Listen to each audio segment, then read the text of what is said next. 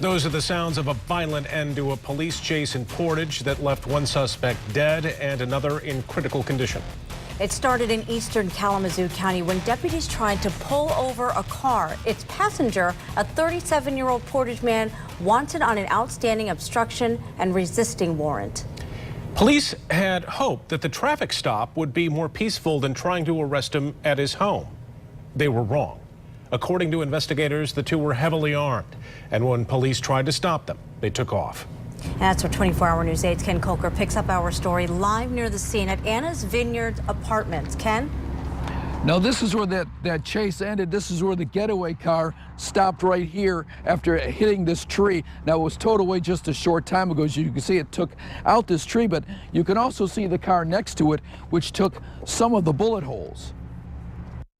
State police say they've examined dashcam video that shows police opened fire at the end of the chase after the passenger got out with a high-powered semi-automatic rifle. I did see him get out of the vehicle. He retrieves the weapon from the vehicle when he gets out of the vehicle, and then he is shot by police. Witnesses helped fill in some of the blanks near the end of the chase as it approached Anna's Vineyard Apartments on Millen Drive. And then a red car comes from this way, spins around, and then a cop car that was behind him, the cop gets out of his car and he starts shooting like 5 or 6 shots into the red car. Jory Grant says she couldn't tell if the suspects were armed, couldn't tell if those shots fired by the officer at the moving car actually hit anybody. But another witness says it appears they did. Kaylin Arnold heard those shots, then watched from her balcony as the red getaway car drove through the yard below her, chased by police. It looked to me like the driver had been hit. His head was kind of back. It looked like the passenger had grabbed the steering wheel to continue driving the vehicle. Jeremy Smith says he watched the shooting right outside his apartment after that red car had crashed. The driver already appeared injured in the car. And the passenger was outside the vehicle.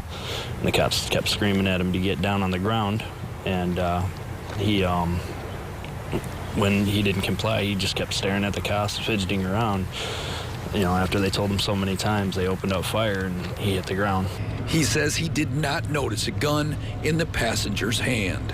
I didn't see one in his hand, but that doesn't mean that he wasn't going for one or he didn't have one. I mean, I was focused on the fact that there was other cops around. But when we've got a person posing a threat like that with a high-powered rifle in a very populated apartment complex like that, we have to end the situation.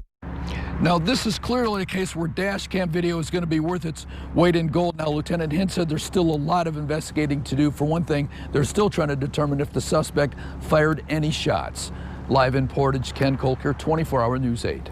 All right, Ken, how frightening for everyone in that neighborhood. I'm sure that dash cam video will be telling. Thank you for that live report.